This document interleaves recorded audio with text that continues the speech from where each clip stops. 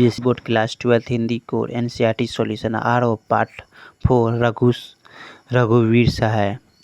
कविता में कुछ पंक्तियाँ कोष्ठकों में रखी गई है। आपकी समझ से इसका क्या औचित्य है उचित है? उत्तर: कविता में कुछ पंक्तियों के कोष्ठकों में रखी गई है।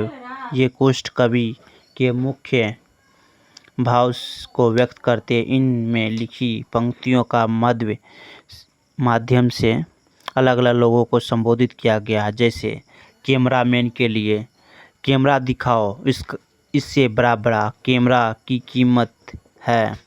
दर्शकों के लिए, हम खुद इशारे में बताएंगे ऐसा क्या ऐसा, यह प्रश्न पूछा नहीं जाएगा। अपंग व्यक्ति को, वह अवसर खो देंगे, बस थोड़ी कसर रह गई। इस प्रकार से कोष्ठ का कविता के उद्देश्य से अभिव्यक्ति प्रदान करने के सहायक होते हैं। दर्शकों का श्रोताओं के माध्यम से आस्वादित करने के कार्य करते हैं। इसके द्वारा निर्देशों का आदान प्रदान होता है।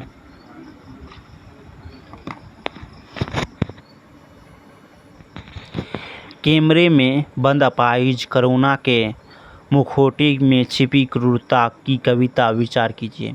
उत्तर: दूरदर्शन पर एक अपाहिज का सामर्थ्य व्यवसायी उद्देश्यों को पूरा करने के लिए दिखाया जाता है। दूरदर्शन पर एक अपाहिज व्यक्ति को प्रदर्शन की वस्तु मान कर उससे मन की पीड़ा को कुचेरा जाता है। उसे खुले आम भुनाए जाते हैं। साक्षरता को उसमें निजी सुख दुख से कुछ लेना देना नहीं होता। जहाँ पर कवि के कहने पर तात्पर्य है कि दूरदर्शन पर दिखाए जाने वाले इस प्रकार की अधिकांश कार्यक्रम केवल संदेशशीलता का दिखावा करते बल्कि बिना किसी लोक मर्यादा का उसका फायदा उठाने से नहीं चूकता। अर्थात कथनी और करनी की पूर्णतः अंतर होती है। क्वेश्चन नंबर 3, हम समर्थ शक्तिवान और हम एक दुर्बल को लाएंगे के माध्यम से कवि का व्यंग्य किया गया है। उत्तर: हम समर्थ शक्तिवान के माध्यम से कवि के उन मीडिया कर्मियों पर व्यंग्य किया गया है जो स्वयं को सूक्ष्म एवं शक्तिशाली मानकर अपाहिज व्यक्ति को दुर्बल समझने का अहंकार पाले हुए हैं। समझने में वे किसी का भी भय को प्राय स्थिर बदल जाते हैं। हम एक दुर्बल को लाएंगे के माध्यम से लाचारी, असमर्थता का भाव प्रदर्शित होता है।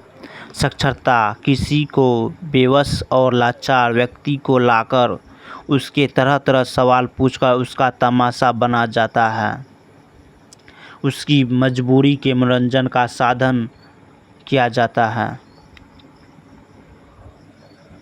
क्वेश्चन नंबर 4, यदि शारीरिक रूप से चुनौती का सामना कर रहे व्यक्ति का दर्शक दोनों के साथ रोने लगे तो उससे प्रश्नकर्ता का कौन सा उद्देश्य पूरा होगा?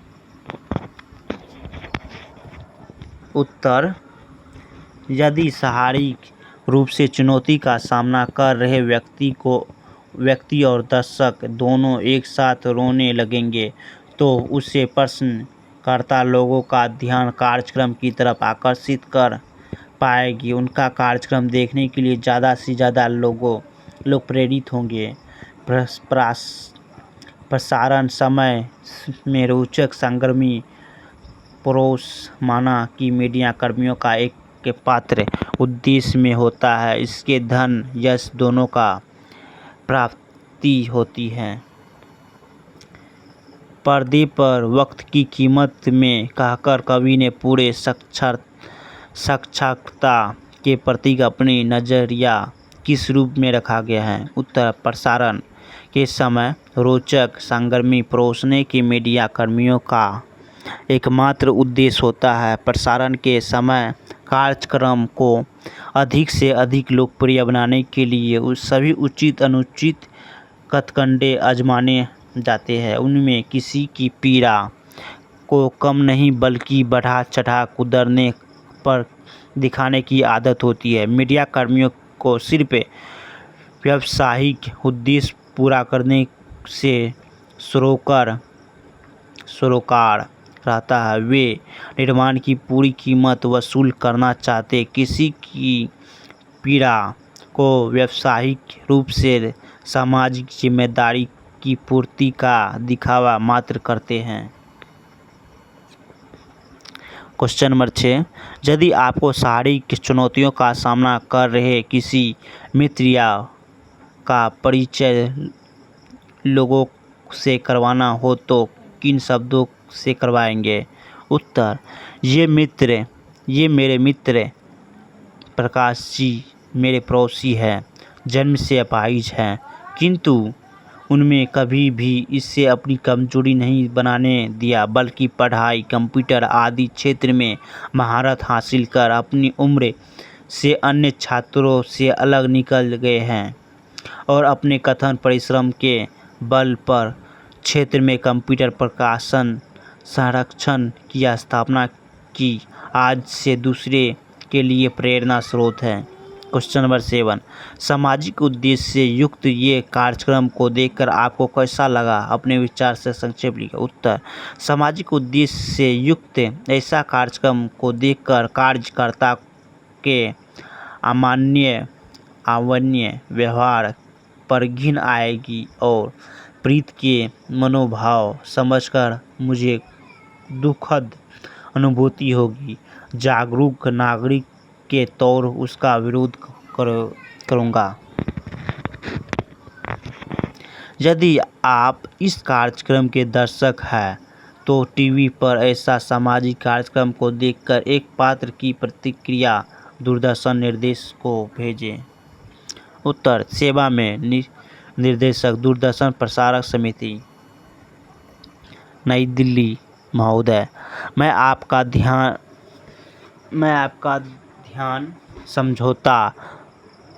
समझौता नामक कार्यक्रम की ओर दिलाना चाहता हूँ। आप इसमें समाज के भिन्न वर्गों एवं उनकी समस्याओं को दिखाते हैं, परंतु इस कार्यक्रम को बनाते वक्त आप प्रीत की भावनाओं की अवहेलना करते हैं। कई बार उन्हें अपहास के पात्र के रूप में प्रयुक्त किया जाता है। अगर आप उसकी समस्या का समाधान नहीं कर सकते हैं तो अस्तित्व को हानि पहुंचाने का आपको कोई अधिकार नहीं है। आशा है आप इस कार्यक्रम के स्तर को उचित सुधार करेंगे। धन्यवाद।